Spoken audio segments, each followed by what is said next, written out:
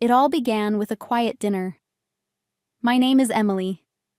I'm 32, happily married to Daniel for almost 5 years. We've built a comfortable life together in the city, surrounded by friends, a cozy apartment, and a steady rhythm of work.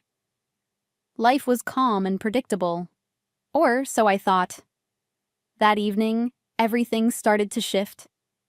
It was subtle at first, just a question, but it opened a door to something I hadn't seen coming. "Have you ever thought about moving back to your hometown?" Daniel asked out of nowhere, his eyes flickering up from his plate. He sounded casual, but there was an edge to his voice that I couldn't place. I paused mid-bite, glancing at him. "My hometown? Why would we?" I responded, raising an eyebrow. I hadn't thought about that small, sleepy place in years. We were both settled here, in the city, with our jobs and routines. The idea seemed so out of the blue. He smiled, but it didn't reach his eyes. "Just thinking ahead," he said, shrugging. "You know, maybe in the future." I nodded, letting the conversation drop. But something about his tone stuck with me. Daniel was a planner, but he never talked about the future like this, especially not moving to a place that neither of us had much attachment to. We finished dinner in silence, though I couldn't help but feel that the room had gotten just a little colder. That night, as I lay in bed next to Daniel, my mind kept returning to his strange question. Why bring it up now? We had no reason to leave the city, no big changes happening in our lives. I tried to brush it off, telling myself it was just a random thought. But sleep didn't come easily. The next day, things felt normal again, but I noticed small shifts. Daniel was glued to his phone more than usual, constantly texting someone, but he never mentioned who. Every time I asked, he just waved it off, saying it was work. I tried to believe him, but doubt had already crept in. A week later, we were having dinner with his parents, a routine visit that I usually looked forward to. They were warm people, always happy to see us, but this time the mood felt different from the moment we stepped inside their house. His mother greeted me with her usual hug, but something in her eyes made me uneasy. It was as if she knew something that I didn't. She glanced at Daniel with a strange expression, a look I couldn't quite decipher. Throughout dinner, there was an underlying tension. Daniel's father, usually talkative and jovial, was unusually quiet. His mother kept throwing odd glances our way, especially when Daniel mentioned something about a house. My ears perked up when he said it. "We're thinking about looking at a place outside the city," Daniel said casually, as if this was something we'd discussed. My fork froze mid-air. I hadn't agreed to any of this. "What house?" I asked, trying to keep my tone even. Daniel smiled at me, but it felt forced. "I was going to tell you. I found this property back in your hometown. It's a great deal, Emily. I thought we could look into it." I stared at him, my heart pounding. "You didn't mention this before." His mother cut in, smiling too brightly. "Oh, it would be perfect for you two. That town is so peaceful. Just what you need after all the chaos of the city." I barely heard her. My mind was spinning. Why would Daniel make a decision like this without consulting me? And why were his parents acting so strangely supportive of something that didn't make sense? The rest of dinner passed in a blur, my appetite gone. I felt trapped in some silent conversation they were all having without me. That night, back at home, I confronted Daniel. "What's going on, Daniel? Why didn't you tell me about this house? Why are you suddenly so interested in moving back to my hometown?"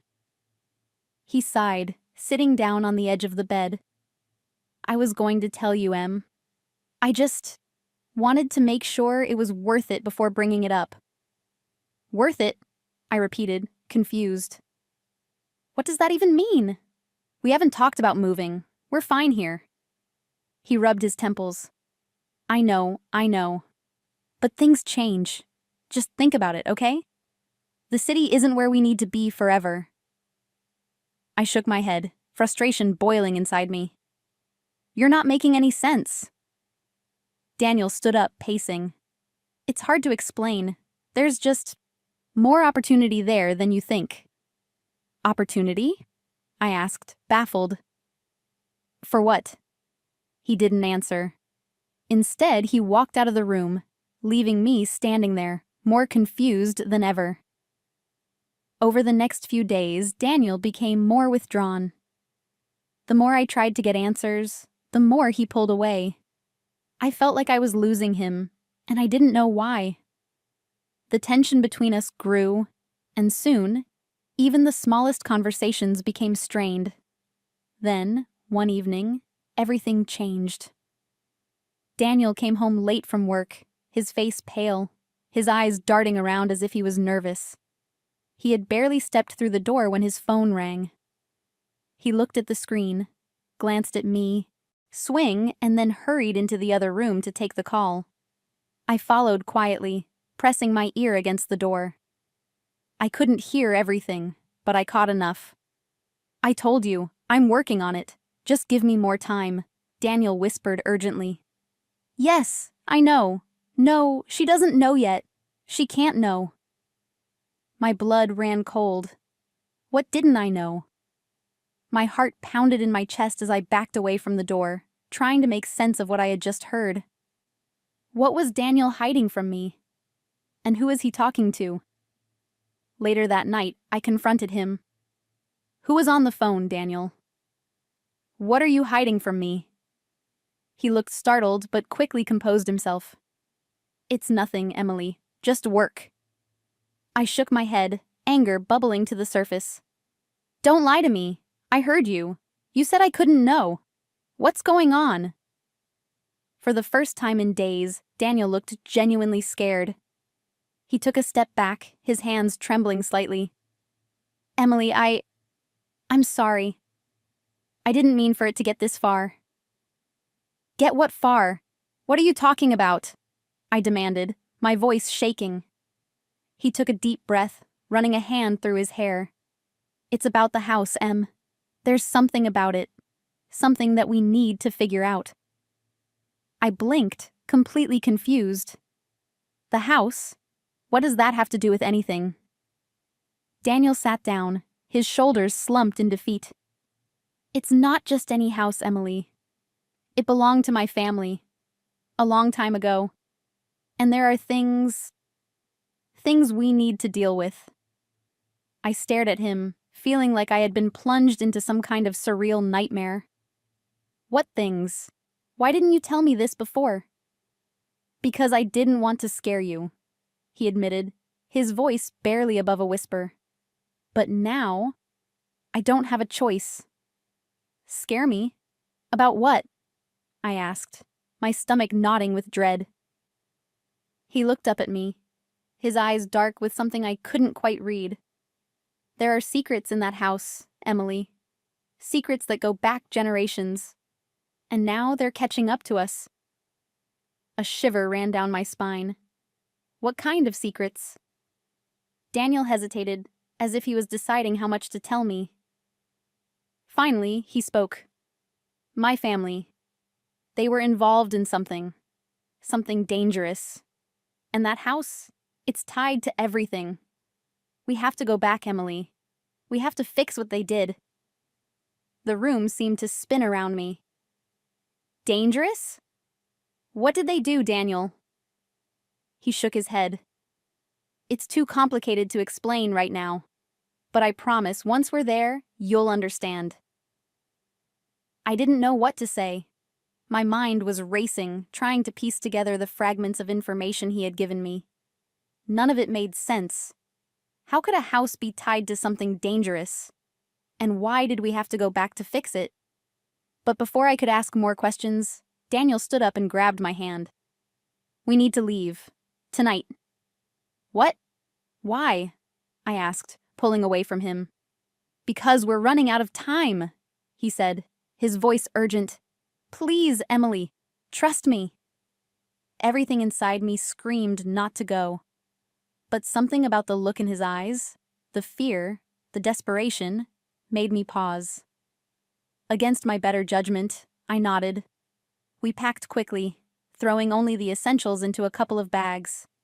I couldn't shake the feeling of unease, the nagging voice in the back of my mind telling me to stop, to ask more questions, to demand answers.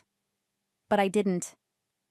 I let Daniel lead me out the door, into the cold night.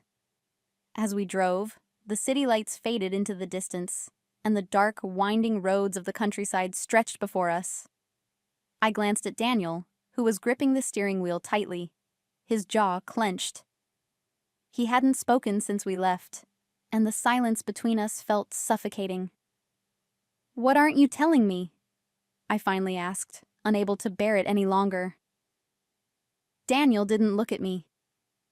"There are people, Emily. People who don't want us to know the truth about the house. They've been watching us." My breath caught in my throat. "Watching us? Who?" "I don't know," he said quietly. "But they've been following me for weeks. I thought I could handle it on my own, but it's bigger than I thought." Fear crept into my chest. "What do they want?" "They want to keep us from uncovering what happened," he said grimly. "And they'll do whatever it takes to stop us." The weight of his words hung in the air. I looked out the window, trying to make sense of everything, but nothing made sense. This was supposed to be my hometown, the place I grew up in, where everything was safe and familiar. How could it be tied to something so dark and dangerous? As we pulled up to the house, a large, old Victorian that loomed in the distance, I felt a chill run through me. The house looked just as I remembered, but something about it felt wrong.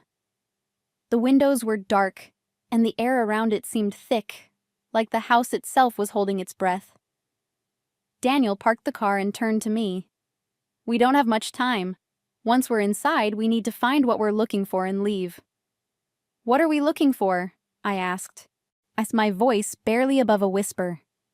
He didn't answer, just opened the door and stepped out into the night. I followed him, my heart pounding in my chest. The house loomed above us, its shadow stretching across the ground like a warning. As we stepped inside, the door creaked open with a low groan. The air inside was stale, like the house had been abandoned for years. Dust covered every surface, and the floorboards creaked under our weight. I couldn't shake the feeling that we weren't alone. "Where are we going?" I whispered.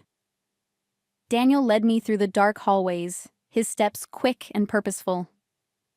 "The basement. That's where it all started."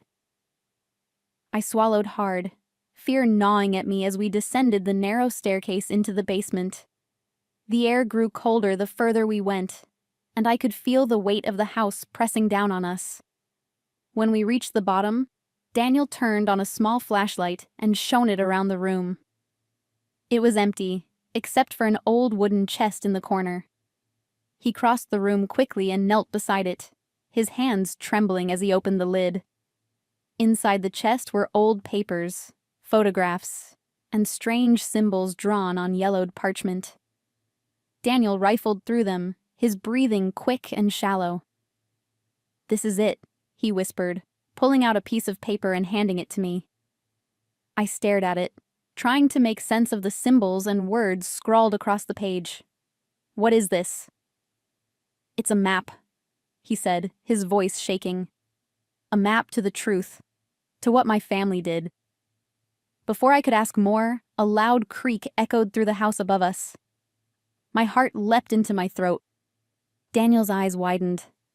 "They're here," he whispered,